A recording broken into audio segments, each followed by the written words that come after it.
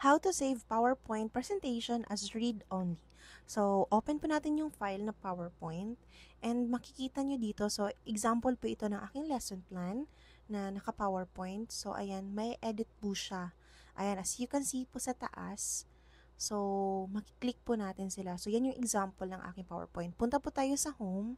Click yung Save As. And then, pwede nyo pong palitan yung name para hindi kayo mahirapan. Click the Browse.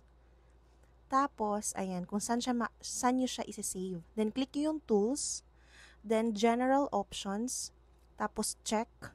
Tapos po, ilalagay nyo yung password na gusto nyong password.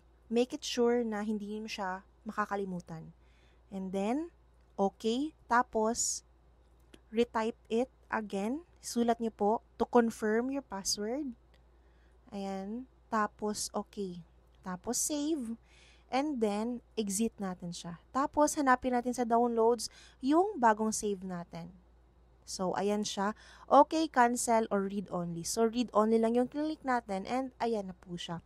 Hindi na po siya may edit ng kahit sino man. Kung isasend nyo yung file nyo, wala po silang permission, wala po silang access unless kung ibibigay nyo po yung password na ginawa nyo and itatype nila doon.